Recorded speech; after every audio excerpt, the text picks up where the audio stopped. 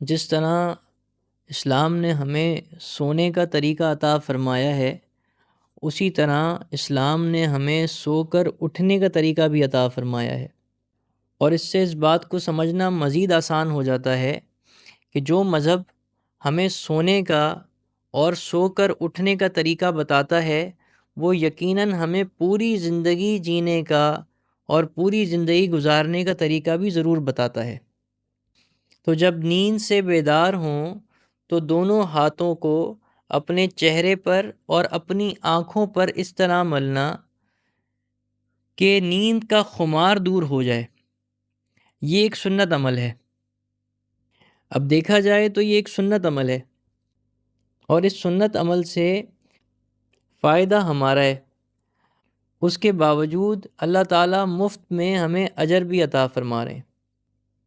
جو آدمی بھی نیند سے اٹھے گا، اس کی چاہت یہی ہوگی کہ میری نیند رفع ہو جائے، تو اس عمل کو اللہ تعالیٰ نے سنت بنا دیا حضور صلی اللہ علیہ وسلم کے صدقے۔ اب یہ پہلی سنت جب آپ نے اس پر عمل کر لیا، تو اس کے بعد آنکھ کھلنے پر اور بیدار ہونے پر سو کر اٹھنے کی دعا پڑھی جائے۔ الحمد للہ الذی احیانا بعدما اماتنا والیہ النشور۔ جس کو یہ دعا یاد نہیں ہے، اس کو چاہیے یہ دعا پہلی فرصت میں یاد کرے۔ اس کے بعد اچھی طرح جب سو کر اٹھ جائیں اور دعا بھی پڑھ لیں، تو دعا کے بعد پھر مسواک کرنی ہے۔ مسواک کرنا سو کر اٹھنے کے بعد یہ بھی ایک سنت عمل ہے۔ اچھا، آج کے زمانے میں دیکھا جاتا ہے کہ لوگ سو کر اٹھتے ہی ٹوتھ برش اور ٹوتھ پیسٹ کرتے ہیں۔ تو اس کو اچھی طرح سمجھ لیں کہ ٹوتھ برش کرنے سے یا ٹوتھ پیسٹ کرنے سے مسواک کی سنت ادا نہیں ہوتی۔ حضرت امی جان امی عائشہ رضی اللہ تعالیٰ عنہ سے روایت ہے کہ نبی کریم صلی اللہ تعالیٰ علیہ وسلم جب بھی بیدار ہوتے، خواہ دن ہو یا رات ہو، تو اس میں وضو سے پہلے مسواک فرماتے تھے۔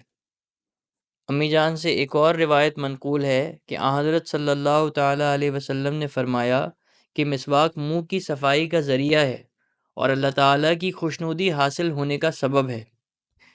ایک اور بڑی دلچسپ روایت ہے جس میں آتا ہے کہ 10 چیزیں فطرت میں سے ہیں، یعنی انبیاء علیہ الصلاۃ والسلام کی سنت ہیں، ان میں سے ایک مسواک کا کرنا بھی ہے۔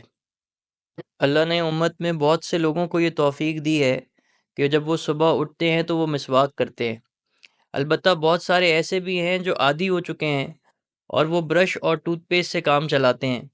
تو ان سے گزارش یہ ہے کہ آہستہ آہستہ اپنی طبیعت کو مائل کرنا شروع کرے، اور ٹوتھ پیسٹ کی عادت اور برش کی عادت چونکہ بچپن سے ہے، تو اس لیے اسی میں ہمیں خیر نظر آتی ہے، اور مسواک کی جو بہت ساری خیریں ہیں، بہت بڑی بڑی خیریں ہیں جو برش کے مقابلے میں اور ٹوتھ پیسٹ کے مقابلے میں بہت زیادہ ہیں، تو وہ ہمیں نظر نہیں آتی یا ہم ان کی طرف متوجہ نہیں ہو پاتے۔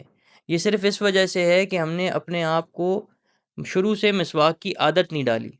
اللہ تعالی ہمیں توفیق عطا فرمائے کہ ہم مسواک کی عادت ڈالیں اور مسواک کو اپنا مزاج بنائیں۔ مسواک کرنے سے صرف دانت صاف نہیں ہوتے، یا صرف کھانا ہضم نہیں ہوتا، یا صرف عقل تیز نہیں ہوتی، بلکہ اللہ تعالیٰ کی خاص خوشنودی حاصل ہوتی ہے، جس کا عکس مسواک کرنے والا اپنی عبادات میں خود مشاہدہ کرتا ہے۔ اسی طرح اس مسواک کرنے والے کا مقام اور اس کی کیفیت دونوں عبادات میں بڑھا دی جاتی ہیں۔ اللہ تعالی ہمیں ان تینوں سنتوں کے اہتمام کی توفیق عطا فرمائے۔